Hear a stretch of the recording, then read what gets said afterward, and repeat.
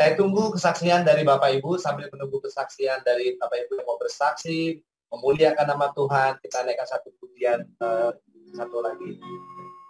Yesus terkasih jiwaku, sungguh ku percaya padamu, karena kasih-Mu padaku, Kau tebus dosaku.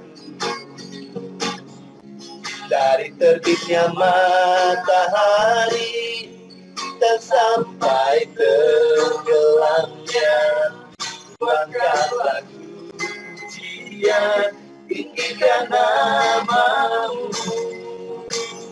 Dengan gendang ku puji dengan kecapi. Oh, ku bernyanyi, haleluya Yesus terkasihku. Sayang, sayang, sayang, aku disayang Tuhan. Aku diangkat jadi anaknya, aku disayang Tuhan. Glory, glory, glory, haleluya. Glory, glory, glory, puji Tuhan. Glory, glory, glory, haleluya. Glory, glory, glory, puji Tuhan. Silakan Bapak Ibu yang mau bersaksi, saya persilakan waktu dan tempat.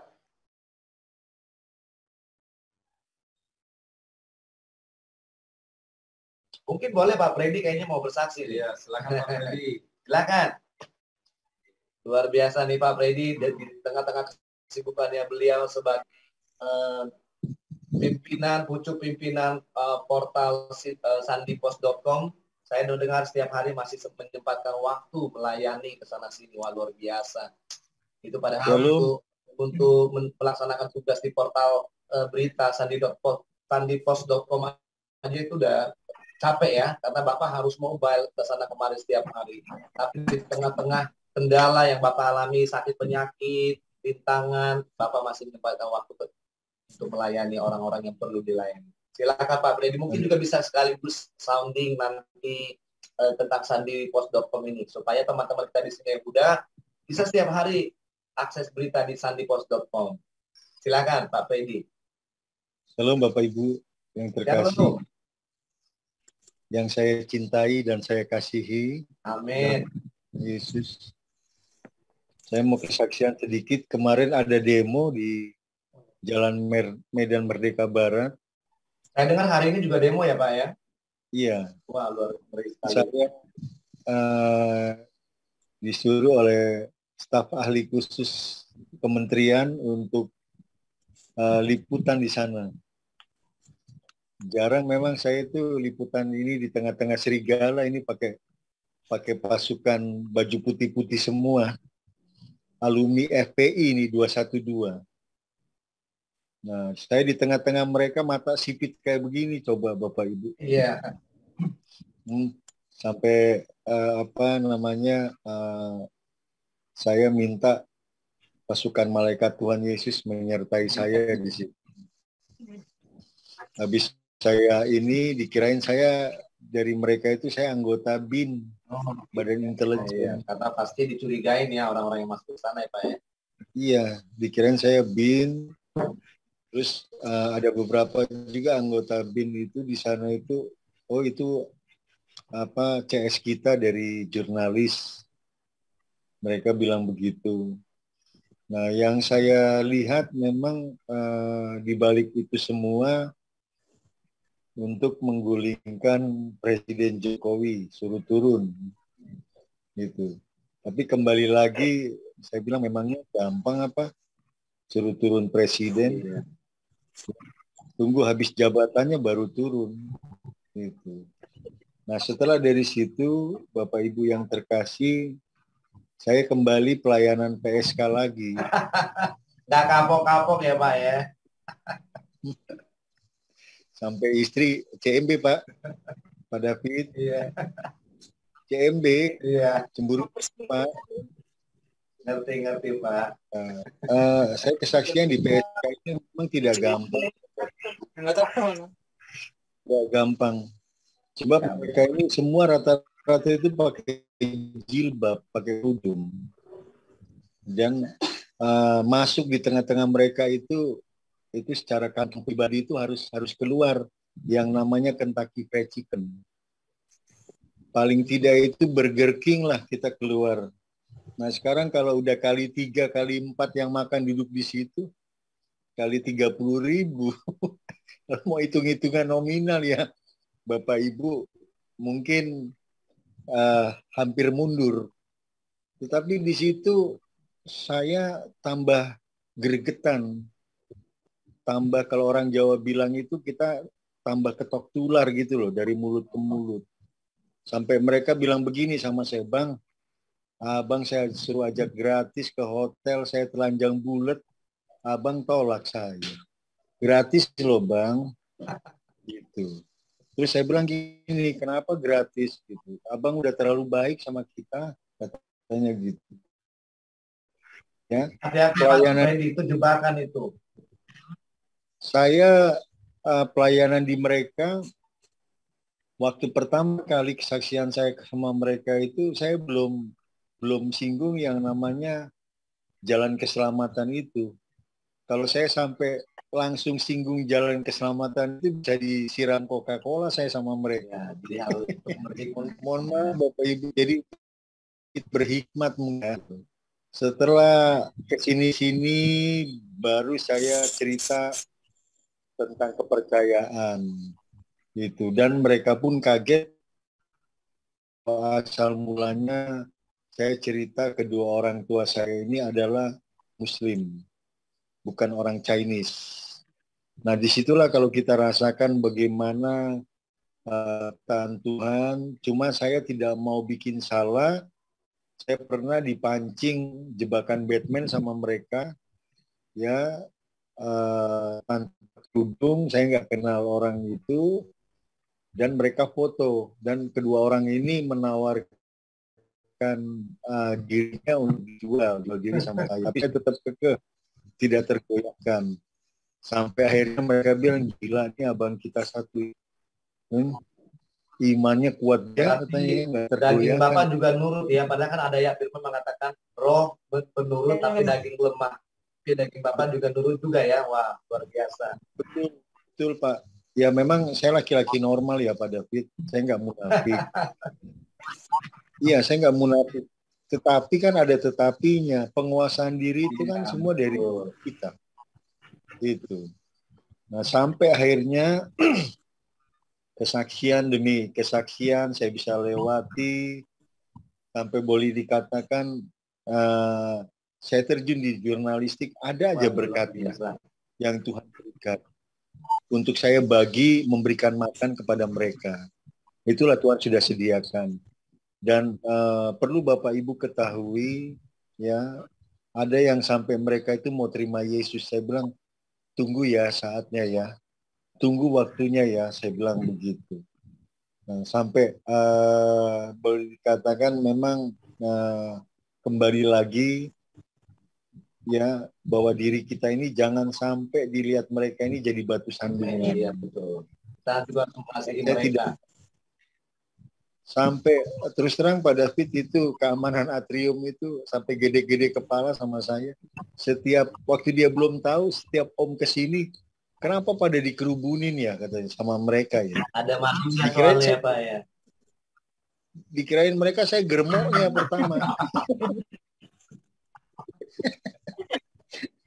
Dikira saya ini germonya, saya bilang Bapak gimana sih, sempat argumen juga saya di luar mereka, Bapak gila apa, saya bilang saya jadi germok di dalam mall begini. Hah? Di mana-mana ada CCTV, saya bilang begitu. Ya, justru mohon maaf, saya bilang justru saya itu ingin menuntun ya Pak, supaya mereka ini kembali ke jalan yang benar, saya bilang. Karena apa? Mereka ada yang punya anak, bilangnya kerja di Mangga 2. Dan mereka ada yang punya suami, suaminya cuma makan tidur. Iya.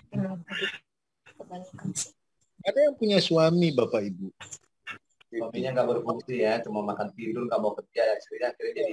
Mereka bilang begini, saya agak sedikit bercanda. Saya bilang, Loh kenapa suamimu? Harusnya ini tanggung jawab suami. Mereka pakai, mohon maaf, pakai bahasa begini. Ya cuma gundal gandulnya aja, Om, katanya. Mohon maaf ya Bapak Ibu. Nggak apa-apa, nggak apa-apa. Ini Jadi semua ya nggak apa-apa. Ini kan juga kita bahasa yang sering kita dengar. Jadi kita semua Jadi memang ada suka dukanya, ada kelatar belakangan mereka itu kepahitan tentang laki-laki. Sampai mereka berbuat seperti itu.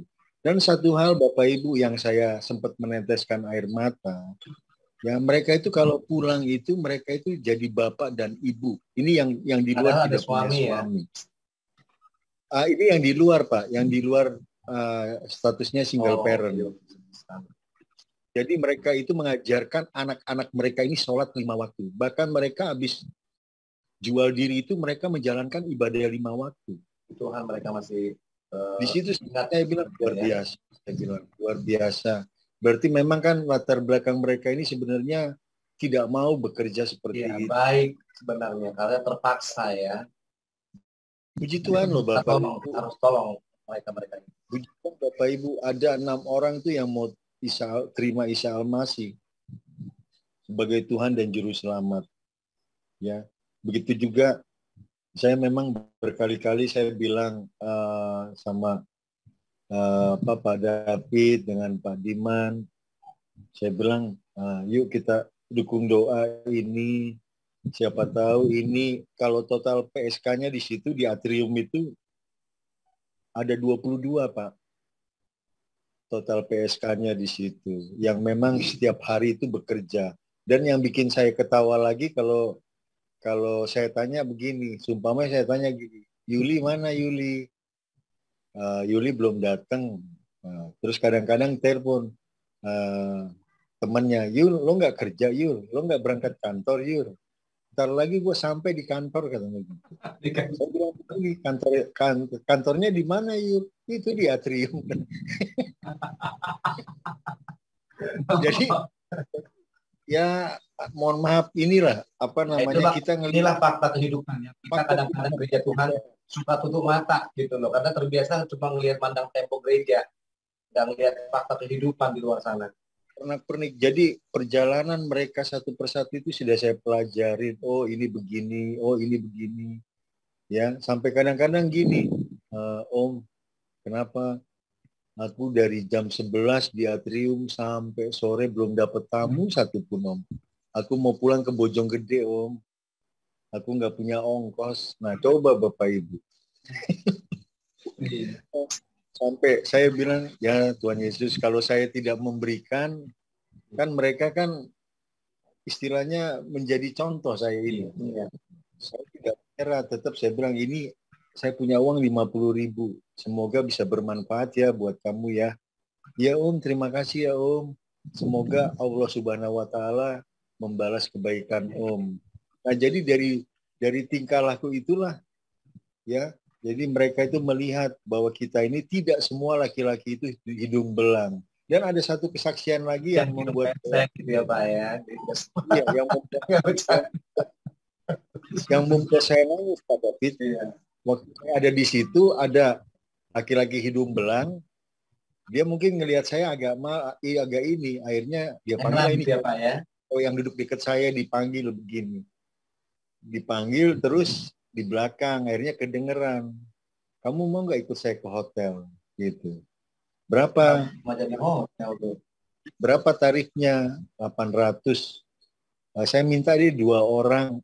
Aduh tapi mohon maaf ya Pak, sekarang nggak bisa Pak, saya nggak bisa ngelayanin Bapak karena ada abang saya di sini Pak itu.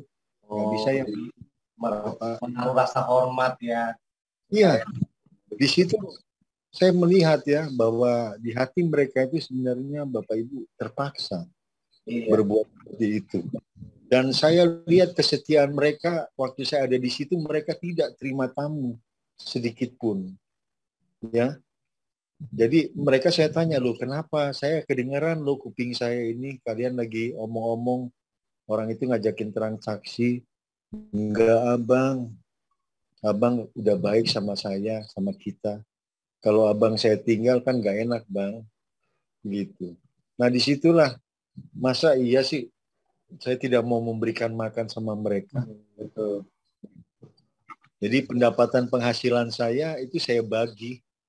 Saya bagi untuk mereka sedikit, saya untuk bawa pulang kepada keluarga. Tapi di situ apa yang kita tidak pikirkan Tuhan sediakan. Amin, amin. Betul. Karena perbuatan kita lebih nyata daripada cuma kita ngomong ya. Saya tulus kok. Sampai seandainya saya dicaci maki oleh istri saya, Tuhan yang tahu lah. Saya bilang begini sama istri nih, Bapak Ibu, Ma, kita berumah tangga bukan belasan tahun. Kita berumah tangga udah puluhan tahun ini, Ma. Ya, saya bilang, bukannya ini mereka itu satu. Ini aja itu jiwa itu berharga loh di mata Tuhan. Tapi ini kan bukan satu jiwa, Pak. Ini kan banyak jiwa di situ. Nah, pertanyaan saya, imanmu kuat nggak sama mereka? Sedangkan mereka itu secara ini bahenol. Ya, kamu di situ di tengah-tengah serigala. Saya bilang, mereka mau telanjang bulat aja, saya nggak nafsu kok ngelihat mereka. Karena prinsip saya pelayanan. Saya bilang begitu. Mudah-mudahan saya bisa. Tapi memang ada waktunya nanti saya minta ya sama Pak David tim, saya bilang begitu. Yang penting dari dasar pondasinya kita sudah tahu mereka itu begini. Nanti bisa di follow up juga dengan Ibu Maria, Pak. Jadi saya sudah kontak Ibu Maria dan sudah sampaikan pesannya supaya Pak David jiwa-jiwa yang berharga itu. Mungkin itu Bapak Ibu. Jadi iman itu memang harus kita, seperti saya dengar Pak Dharma kemarin bicara sama teman kita, ya pokoknya kita imanin apapun itu kita bersama Yesus, jangan khawatir. Ya Tuhan sudah sediakan kok.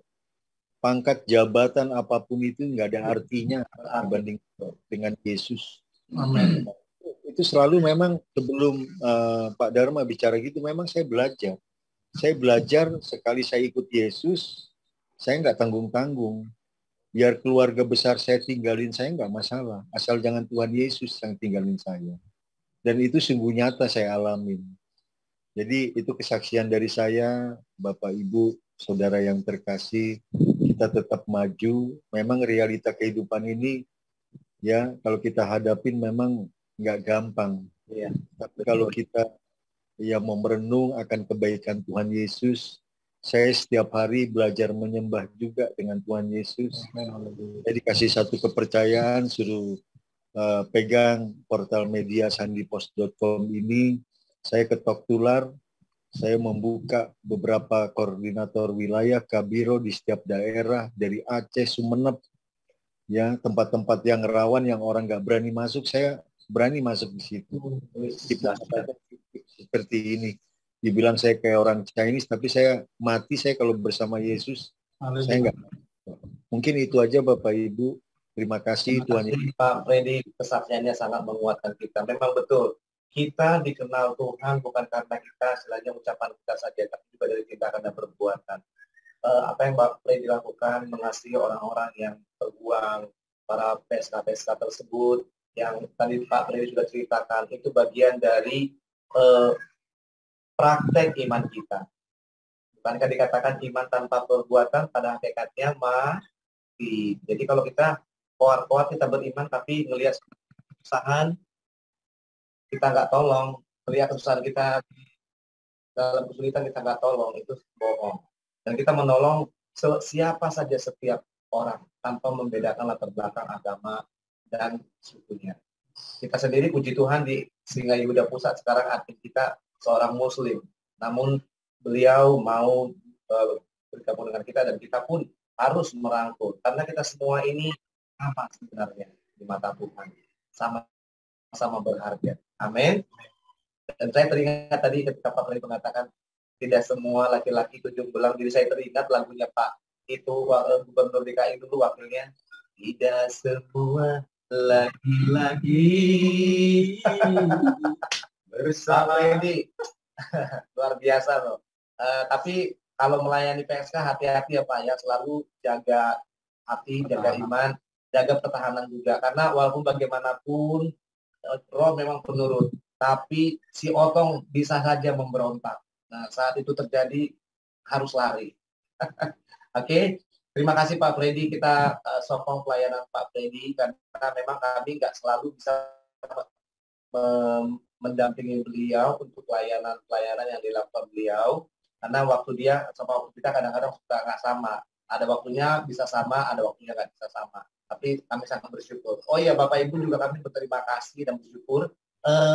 Beberapa kemarin ya kalau nggak salah, dan Pak Freddy juga sudah bertemu dengan salah satu anggota kita, sehingga Pak Auki Kusuma ya, jauh-jauh datang dari Solo bertemu dengan Pak Dharma, Pak Freddy, dan saya bertemu Jumat yang lalu di tempat yang menginap bersama Pak Iman. Kami banyak cerita, banyak hal, dan banyak bertukar pikiran luar biasa.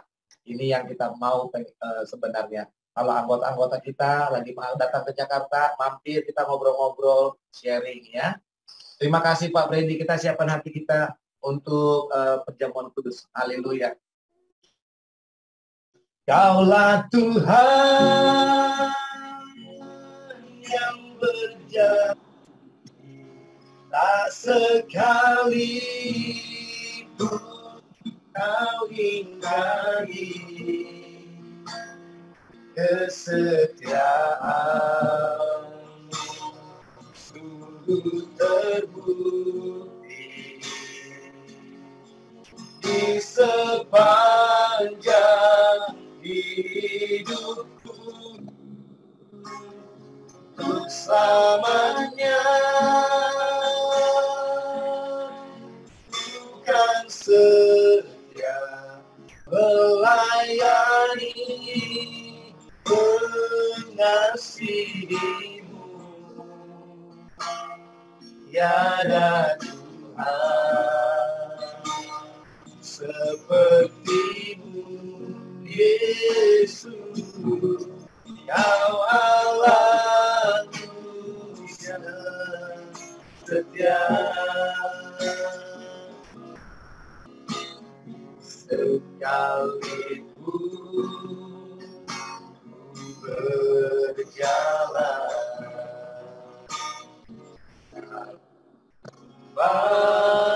bergelar, namun tanganmu selalu menopang hidupku,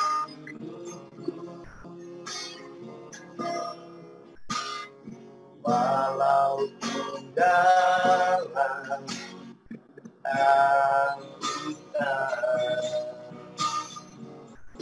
ada di sisiku. Kau berkata, jangan takut, kau beriku kemenangan. Kaulah Tuhan yang berjanji, tak sekali pun kau ingkari kesetiaan, sungguh terbukti di sepanjang hidupku, untuk selamanya yang setia melayani, mengasihimu, tiada Tuhan sepertimu, Yesus. Kau Allahku yang setia, tiada Tuhan sepertimu, Yesus. Kau Allahku yang setia, tiada Tuhan seperti Yesus, Kau Allahku yang setia. Menemukan yang Pak Ferry tadi. Ada satu kebenaran firman Tuhan tadi yang Tuhan taruh di hati saya di 1 Korintus 13 ayat 2. Sekalipun aku mempunyai karunia untuk bernubuat dan aku mengetahui segala rahasia dan memiliki seluruh pengetahuan dan sekalipun aku memiliki iman yang sempurna untuk, tetapi jika aku tidak mempunyai kasih, aku sama sekali tidak berguna. Makanya dikatakan di ayat firman yang lain, pada hari terakhir ada banyak orang berseru, Tuhan, Tuhan, bukankah kami sudah bernubuat demi nama-Mu? Bukankah kami sudah menyembuhkan orang demi nama-Mu? Namun Tuhan berkata, enyahlah engkau semua, kalian semua pembuat kejahatan, aku tidak mengenal engkau. Yang Tuhan cari dari kita bukan pengetahuan, bukan karunia, bukan kehebatan kita dalam berkhotbah, tetapi adakah kita mengimplementasikan kasih kepada orang-orang di sekitar kita? Di ayat firman Tuhan yang lain dikatakan, orang-orang yang duduk di sebelah kanan beliau dikatakan seperti ini. Mereka heran. Ketika aku lapar, kau beri aku makan. Ketika aku haus, kau beri aku minum. Ketika aku di penjara, engkau kunjungi aku. Ketika aku tidak berpakaian, engkau memberikan aku pakaian. Itu yang dilihat dan diingat oleh Tuhan. Saat kita melayani seperti Pak Freddy tadi, pelacur-pelacur, kita mengasihi orang-orang yang di penjara, para penjahat-penjahat, anak-anak di jalanan, orang-orang yang terluka, itu adalah bagian dari kasih yang kita sampaikan kepada mereka. Amin. Jadi kita jangan kagum dengan segala macam karunia, nubuat, pengetahuan. Itu semua pada akhirnya akan binasa. Hanya satu yang tinggal tetap, kasih. Dari antara tiga ini, iman, kasih yang terbesar. Siapa itu kasih? Bukan apa? Yesus. Amin. Kita siapkan hati kita untuk berjalan sore hari ini. Kita ingat pengorbanan Kristus di Kalvari. Bukan karena kita melakukan itu karena kebiasaan. Bukan karena kita dosanya sudah diampuni. Kita ingat, kita lakukan ini setiap kali kita ingat akan kebaikannya. Dan memberitahukan kepada setiap orang kematian Yesus sampai dia datang kembali menjemput kita di awan-awan yang bermani. Amin.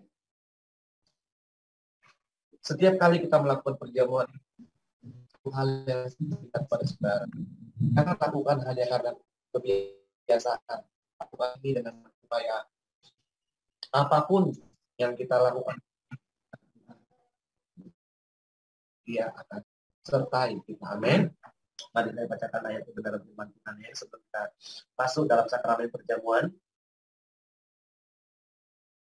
Jadi barang siapa dengan cara yang tidak layak makan roti atau minum cawan Tuhan, ia berdosa terhadap tubuh dan hati. Karena itu hendaklah tiap-tiap orang memuji dirinya sendiri dan baru sesudah itu ia makan roti dan minum dari cawan itu. Karena barang siapa makan dan minum tanpa mengakui tubuh Tuhan, jadi kita harus akui bahwa ini adalah tubuh Kristus. Ini adalah darah Kristus. Ia mendatangkan hukuman atas dirinya. Sebab itu banyak di antara kamu yang lemah dan sakit. Karena mereka melakukan perjamuan ini hanya sekedar, ya, rutinitas. Dan tidak sedikit yang meninggal. Tapi kalau kita menguji diri kita sendiri, hukuman tidak menimpa kita.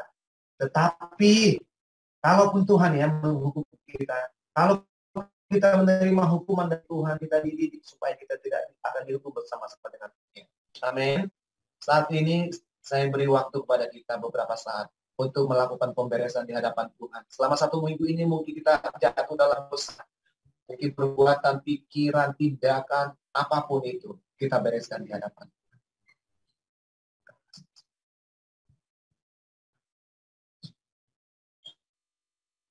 Mari kita angkat tinggi-tinggi tubuh Kristus.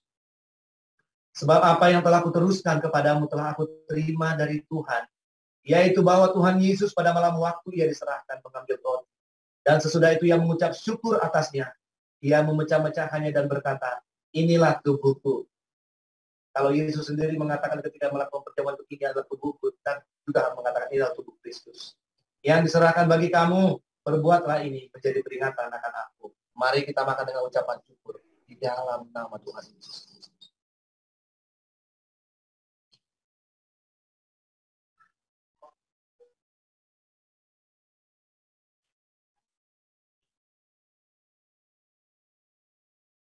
Mari kita persiapkan cawan perjamuan yang adalah darah Kristus sendiri. Demikian juga ia mengambil cawan sesudah makan lalu berkata, cawan ini adalah perjanjian baru yang dimeteraikan oleh darahku. Perbuatlah ini setiap kali kamu meminumnya, menjadi peringatan. Sebab setiap kali kamu makan roti ini dan minum cawan ini, kamu memberitakan kematian Tuhan sampai Dia datang. Mari kita minum dengan ucapan syukur dalam nama Tuhan Yesus.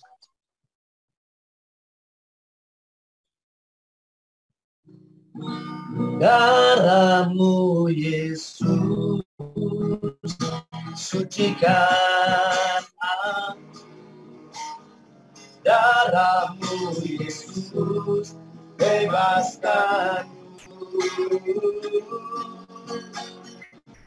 darahmu Yesus ubahkan aku dijadikan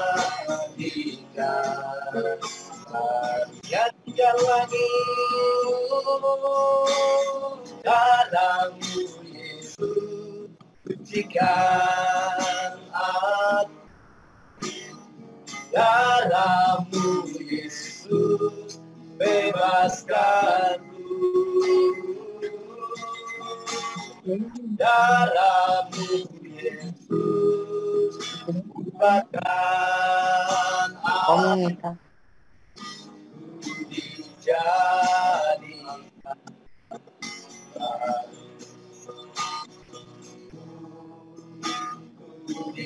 dijadikan baru dijadikan